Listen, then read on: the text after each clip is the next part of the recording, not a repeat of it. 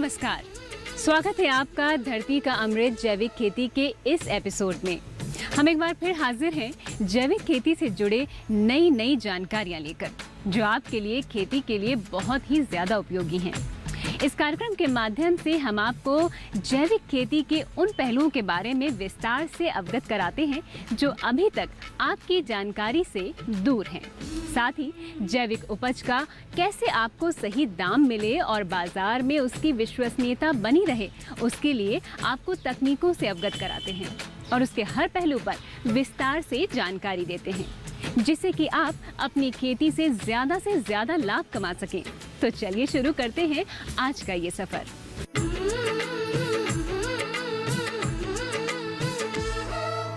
इस धरा की माटी पर लिखनी,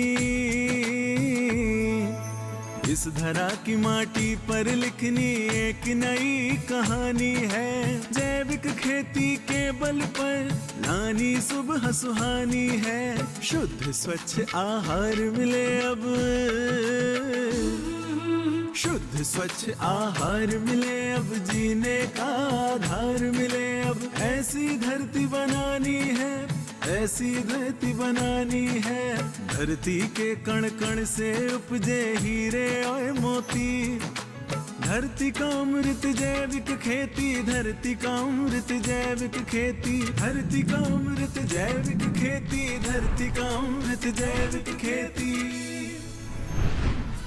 मेहनत तो सभी करते हैं, पर सही दिशा में सही तरीके से की गई मेहनत ही ज्यादा फल देती है।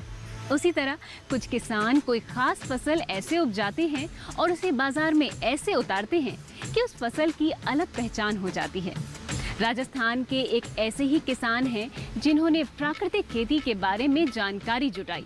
15 साल पहले प्राकृतिक खेती के तकनीकों से अमल में बागवानी की शुरुआत की और अब वो मॉडल फार्म में तब्दील हो चुका है, जिसका उन्हें बाजार में 2 गुना दाम भी मिल रहा है। आइए मिलते हैं उस प्रगतिशील किसान से और जानते हैं उनकी खेती के बारे में।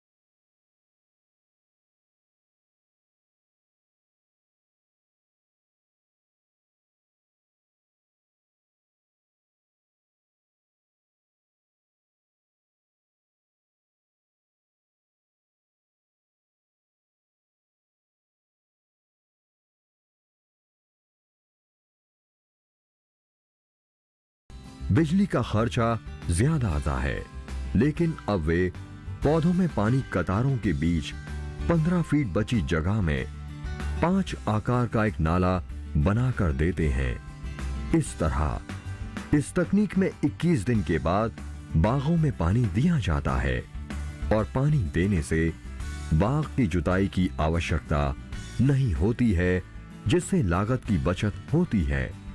जब भारत सरकार ने ड्रिप की शुरुआत की थी, तब मैंने ड्रिप पायलट प्रोजेक्ट के तौर पे कुछ माल्टे में और कुछ अंगूर में लगाया था। लेकिन जब पानी, जो भाखड़ा सिस्टम का पानी है, वो जब बारिश आ जाती है तो मटमैला पानी आता है, जो बहुत गंदला होता है और इतना गंदा होता है तो उसमें रेत और ये सब मिली होती है। तो उस पानी को जब फिल्टर करते हैं स्टोर करके, तो वो जो है ड्रिप को चोक कर देती थी। तो अगर एक प्लांट में 8 ड्रिपर लगे हुए हैं और उसे ड्रिप खोलने के बाद, बंद करने के बाद, साफ़ करने के बाद अगर 2 मिनट लगेगी तो शाम तक आदमी 2 बीघा ही ड्रिप साफ़ नहीं कर पाएगा। तो मेंटेनेंस ज़्यादा थी, इसलिए मैंने वी शेप को चुना।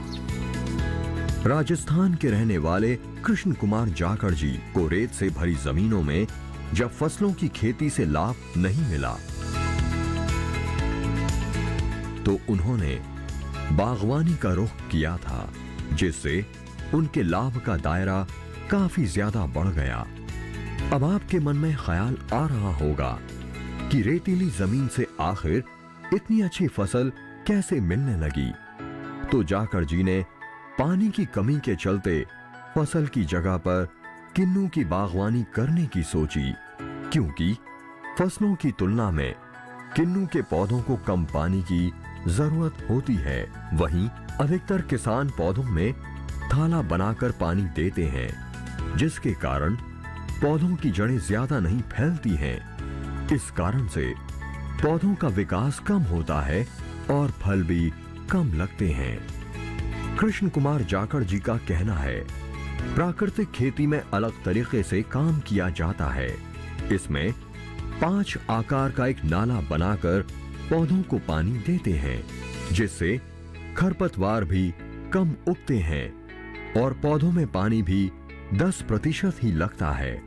पानी पौधे से थोड़ी दूरी पर दिया जाता है, जिससे पौधे की जड़ें फैलाव करती हैं और पौधा मजबूत होता है, जिससे बाग में फूल व पत्ते ज्यादा होने से फल भी अधिक पैदा होते हैं। और इसमें पानी सिंचाई के लिए जो व्यवस्था है वो मैंने वी शेप की ट्रेंचिंग से की हुई है। और इस ट्रेंच में जो ड्रिप वाले लोग साथी जो बताते हैं कि भाई पानी की जो है 40% बचत रहती है। और इस जो ट्रेंच विधि है, इसमें अगर कोई पौधा 20 बाई 20 फुट पे लगा हुआ है तो उसमें सिर्फ 2 फुट के बीच में ही ट्रेंच बनती है वी शेप की, और उस 2 फुट में ही आपको हर 15 दिन में पानी देना है। तो इसको 0 मेंटेनेंस है और पौधे की ग्रोथ ज़्यादा होती है।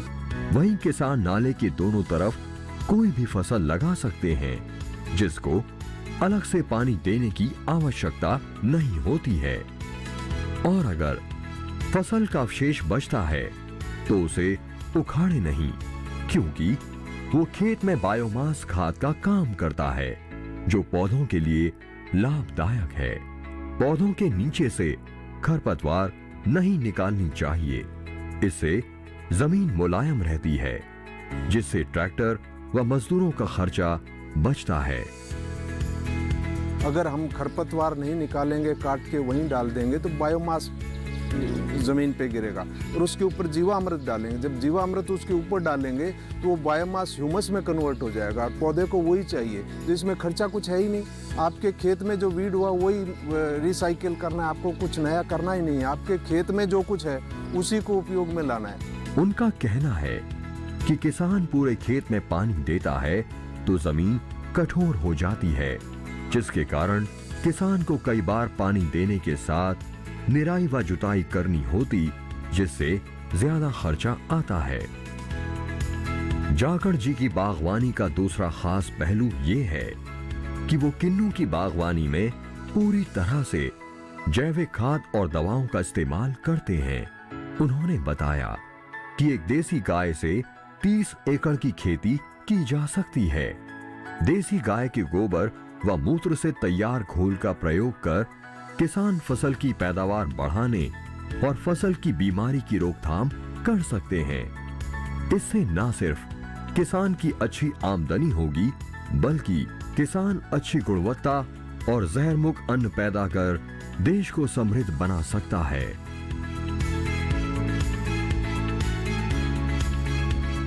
कृष्ण कुमार जाखड़ को किन्नू के बाग लगाए हुए लगभग 14 साल हुए हैं। वो बताते हैं कि किन्नू के बगीचे से फल तोड़ने के बाद पौधों की कटाई छटाई की जरूरत होती है। पौधों की टहनियां सूख जाती हैं। पौधे के ऊपरी तने को काट देना चाहिए, जिसके कारण सूर्य की किरण पौधे के अंदर तक जा सके, जिससे फूल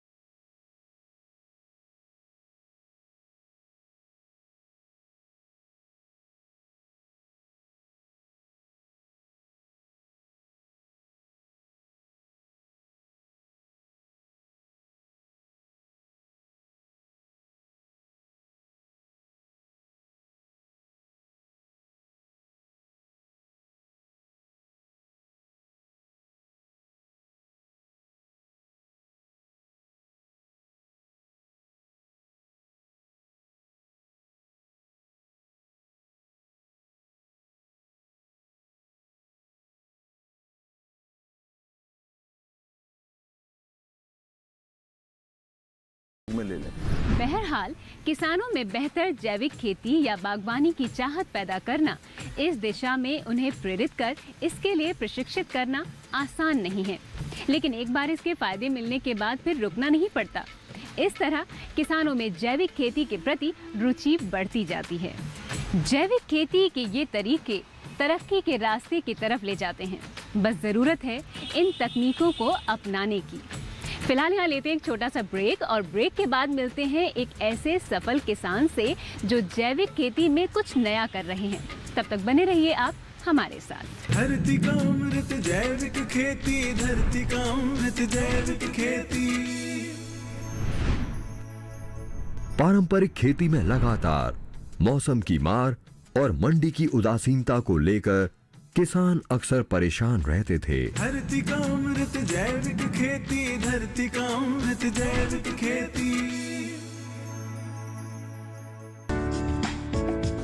ये कामयाबी है अन्नदाता की।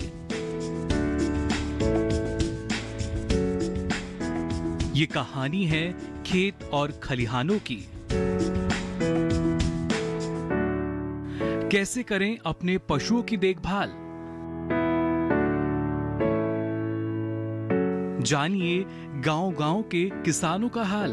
देखिए गांव किसान, सोमवार से शुक्रवार दोपहर 12 बजे सिर्फ डीडी किसान पर। धरती का अमृत जैविक खेती, धरती का अमृत जैविक खेती। ब्रेक के बाद आप सभी दर्शकों का एक बार फिर से स्वागत है धरती का अमृत जैविक खेती में, जहां फसल में अच्छा उत्पादन लेने के लिए तरह तरह के रासायनिक खाद और रसायन युक्त दवाओं का इस्तेमाल हो रहा है। लेकिन बात अगर परिणामों की करें तो खर्च अधिक और मुनाफा कम हो रहा है और लोगों का गांव से शहर की ओर पलायन हो रहा है। लेकिन आज हम आपकी मुलाकात एक ऐसे व्यक्ति से करवाने जा रहे हैं जो अपनी अच्छी खासी नौकरी छोड़कर अपने गांव की ओर लौटे और जैविक खेती की शुरुआत कर बम्पर उत्पादन ले रहे हैं और दूसरे किसानों के लिए प्रेरणा स्रोत भी बने हुए हैं। कहते हैं कि अगर कुछ अलग करने की ठान लो तो कितनी भी कठिनाइयां क्यों ना आए, परंतु सफलता आखिर आपके कदम चूमने को मजबूर हो ही जाती है। ऐसा ही जीता जागता उदाहरण देखने को मिलता है शहर से गांव की ओर पलायन करने वाले मध्य प्रदेश के बुरहानपुर के छोटे से गांव तुकई थड़ के रहने वाले तुलसीराम झामरे का।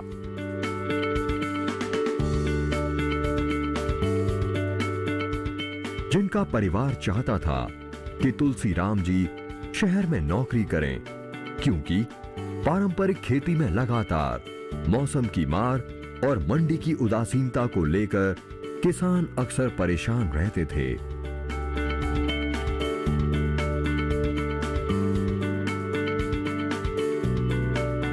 इसलिए तुलसीराम झामरे पहले गुजरात में एक निजी कंपनी में अच्छी खासी नौकरी करते थे, लेकिन बच्चों की पढ़ाई के चलते उनको अपनी ये नौकरी छोड़नी पड़ी और उनकी नौकरी महाराष्ट्र के भुसावल में एक जैविक खाद बनाने वाली कंपनी में लग गई। इसी दौरान उनका बहुत से किसानों से मिलना जुलना होता था, जहां उन्होंने देखा कि पारंपरिक तरीके से खेती में खर्च बहुत अधिक और मुनाफा कम हो रहा है और किसानों की माली हालत भी खराब हो रही है। लेकिन वो कुछ ऐसे किसानों से भी मिले जो जैविक खेती कर अच्छा उत्पादन ले रहे थे। इन किसानों ने उन्हें बहुत प्रभावित किया। इस दरमियान तुलसीराम झामरे को शुगर की समस्या हुई और उनका स्वास्थ्य भी गिरने लगा। फिर उन्होंने सोचा कि क्यों ना अपने गांव जाकर जैविक तरीके से खेती की जाए। फिर वो अपने गांव लौटे और जैविक तरीके से खेती करने लगे।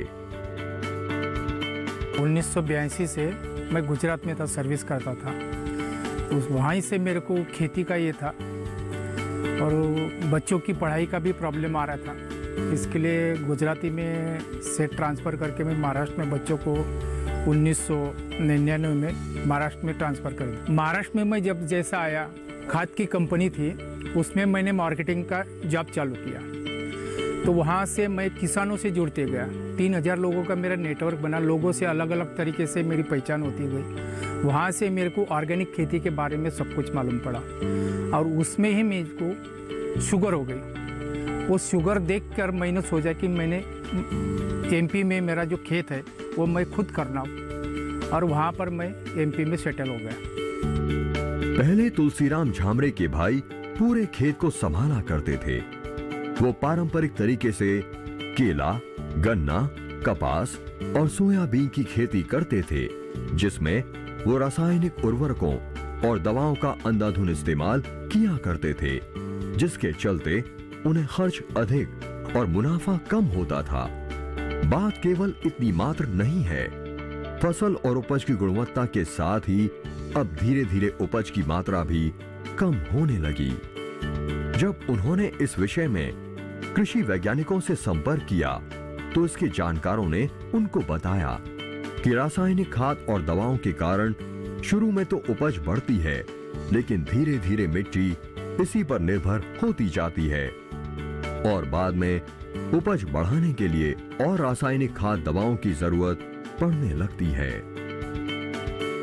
फिर तुलसीराम झामरे जब अपने गांव लौटे और परिवार से बात की तो उन्होंने परिवार को विश्वास में लेकर अपने हिस्से के 5 एकड़ खेत में जैविक खेती की शुरुआत की। लेकिन इसके लिए पहले उन्होंने कृषि विभाग और उद्यान विभाग के अधिकारियों से मिलकर जैविक खेती की बारीकियों को समझा और फिर अपने 5 एकड़ खेत में जैविक खेती की शुरुआत की। एमपी में सेटल जैसा हो गया, खेती करने लगा, तो मेरा भाई उसके साथ मेरी खेती थी, उससे मैंने लेके खेती चालू की, मगर वो मटेरियल की खेती करते थे। तो मैंने जैसा चालू किया वैसा ही मैंने ऑर्गेनिक की खेती चालू कर दी। पहले ही स्टार्ट से मेरे पास कुछ नहीं था, टोटली जीरो था और फर्स्ट साल से ही मैंने ऑर्गेनिक खेती चालू की। तब से मैंने जीवामृत का वापर किया। जीवामृत का मेरे को मार्केटिंग जब करता था तब से मेरे को किसानों से मालूम पड़ा था। वही सोचकर मैंने मेरे खेत में जीवामृत का ट्रीटमेंट चालू किया और लोगों का जो केला आता था वो केले के बराबर ही मेरा केला आता, पहले ही साल उतना ही आया और इनकम भी वैसे ही आई, मगर लोगों से ज़्यादा आई क्योंकि मेरा खर्चा कम हो गया। फिलहाल यहाँ वक्त है एक छोटे से ब्रेक का। आगे मिलते हैं कार्यक्रम में दोबारा प्रगतिशील किसान से और इनसे जानेंगे कुछ और इनकी खेती से जुड़ी बातें। तब तक आप बने रहिए हमारे साथ। धरती का अमृत जैविक खेती, धरती का अमृत जैविक खेती।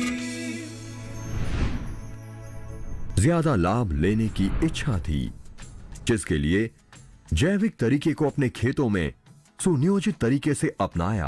धरती का अमृत जैविक खेती, धरती का अमृत जैविक खेती।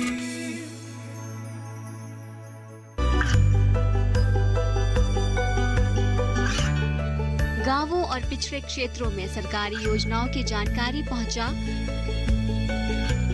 देश में कौशल और क्षमता विकास कर ग्रामीणों को सामाजिक बदलाव और विकास से जोड़ने की दूरदर्शन किसान की पहल चौपाल चर्चा देखें सोमवार से शुक्रवार सुबह 9 बजे। धरती का अमृत जैविक खेती, धरती का अमृत जैविक खेती। ब्रेक के बाद एक बार फिर से आप सभी का बहुत बहुत स्वागत है। आइए जानते हैं प्रगतिशील किसान से उनकी खेती से जुड़ी कुछ और महत्वपूर्ण बातें।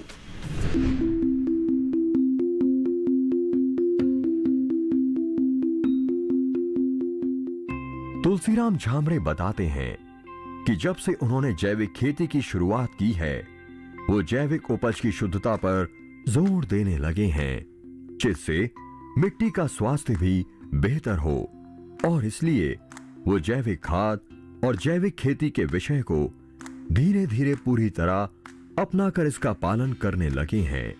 इसके पीछे स्वस्थ उपज के साथ साथ जैविक तरीके से परंपरागत की तुलना में ज्यादा लाभ लेने की इच्छा थी, जिसके लिए जैविक तरीके को अपने खेतों में सुनियोजित तरीके से अपनाया, जिससे अच्छा उत्पादन आने लगा। तो 4 एकड़ और खेत भी खरीद लिया गया। आज वो अपने पूरे 9 एकड़ खेत में जैविक तरीके से केला, गन्ना, सोयाबीन और सीताफल की खेती करते हैं, जिसमें वो अंतर्वर्तीय फसलें भी लगाते हैं। मेरे टोटल खेत में 5 एकड़ खेत है अभी मेरा ऑर्गेनिक का। उसमें 1 एकड़ केला लगाए, 1 एकड़ गन्ना लगाए और 2.5 एकड़ में सीताफल लगाए। उसमें सीताफल का अभी दूसरा साल है और 1 एकड़ का प्लाट जो है अभी इस साल में लगा हुआ है। ऐसे 1500 पौधे मेरे सीताफल के हैं। तुलसीराम झामरे ने विगत 2 वर्षों से जैविक प्रमाणीकरण संस्थान में पंजीकरण भी करवा लिया है। आज उनकी जैविक विधि से उपजाई गई फसल के अच्छे दाम मिल रहे हैं। तुलसीराम झामरे जैविक विधि से तैयार किया गया जीवामृत, घन जीवामृत देते हैं और कीट व्याधि से बचाव के लिए वो अपने खेत में ही कीटनाशक तैयार करते हैं, जिसमें वो गोमूत्र, नीम की पत्ती, पपीते की पत्ती और सीताफल की पत्ती को उबालकर कीटनाशक बनाते हैं। तुलसीराम झामरे बताते हैं कि पूरे इलाके में इनकी उपज की अच्छी मांग रहती है। वो बताते हैं, एक व्हाट्सएप ग्रुप के माध्यम से मेरे द्वारा जैविक विधि से उगाई गई उपज ग्रुप के सदस्यों द्वारा खरीद ली जाती है और बाकी बची उपज को मैं मंडी में भेज देता हूँ। कस्टमर मेरे जो पहचान वाले हैं उनको मैं पहुंचा, पहले जो भी रिलेशन में थे उनको मैंने बताया कि ऑर्गेनिक और जो फर्टिलाइज़र वाला है उसमें क्या फ़र्क पड़ता है, अपने शरीर के ऊपर, अपने भावी पीढ़ी के ऊपर क्या फ़र्क पड़ने वाला है, ज़मीन के ऊपर क्या फ़र्क पड़ने वाला है। इसके लिए मैं लोगों से मिलते गया। वो एक किसान कस्टमर को दिया तो वो 10 मेरे को देते गए। ऐसा मेरा नेटवर्क जुड़ते गया और मैं लोगों को दे रहा हूँ। लेने वाला मुझे खुद मेरे डिसाइड कर रहा हूँ कि मेरे को किसको देना है। व्यापारी के हाथ में मुझे देना नहीं है और जो भी है कस्टमर को खुद देना है। तुलसीराम झामरे को प्रति एकड़ खेत में 30,000 रुपए का खर्च आता है और 1 एकड़ में उन्हें 2 लाख रुपए का शुद्ध मुनाफा होता है। जिन किसानों को पारंपरिक खेती से अलग हटकर जैविक खेती में हाथ आजमाना हो, उन किसानों के लिए तुलसीराम झामरे की मजबूत इच्छा शक्ति प्रेरणा स्रोत बनी हुई है और दूर दूर से किसान तुलसीराम झामरे से जैविक खेती के टिप्स सीखने आ रहे हैं। जैसे जैसा मैं स्टार्टिंग से ऑर्गेनिक में करते गया, वहीं से मेरे को पता लग गया कि ऑर्गेनिक में और केमिकल में क्या फ़र्क है, क्योंकि केमिकल वाला जो है वो खर्चा वाला था और मैं ऑर्गेनिक जो कर रहा हूँ उसमें मुझे खर्चा ही नहीं था। वो हिसाब से मेरी आमदनी बढ़ती गई और वो हिसाब से मैंने 4 एकड़ खेत भी लिया, 4 प्लाट भी लिए, बच्चों की पढ़ाई की। ये ऑर्गेनिक की वजह से ही हुआ, उसके दूसरा मेरा कोई सोर्स नहीं है। जाहिर है कि आप जैविक खेती की योजना तो आसानी से कर ही सकते हैं और अतिरिक्त आय के लिए आप जैविक खाद बनाकर अपने आसपास के किसानों को बेच भी सकते हैं। इस तरह मिट्टी से जुड़ी एक मुहिम को आगे बढ़ाने के साथ ही आय का एक और स्रोत भी खड़ा कर सकते हैं। अब हमें यहाँ पर दीजिए इजाजत। अगले एपिसोड में धरती का अमृत जैविक खेती में खेती से जुड़ी कुछ और महत्वपूर्ण जानकारियों के साथ हम आपके लिए एक बार फिर से हाजिर होंगे। तब तक के लिए नमस्कार।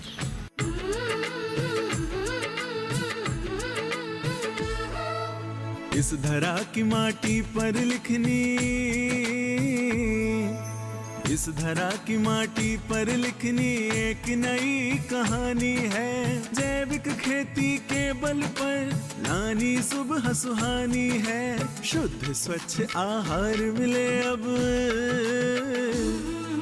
शुद्ध स्वच्छ आहार मिले अब, जीने का आधार मिले अब। ऐसी धरती बनानी है, ऐसी धरती बनानी है। धरती के कण कण से उपजे हीरे और मोती। धरती का अमृत जैविक खेती, धरती का अमृत जैविक खेती, धरती का अमृत जैविक खेती, धरती का अमृत जैविक खेती।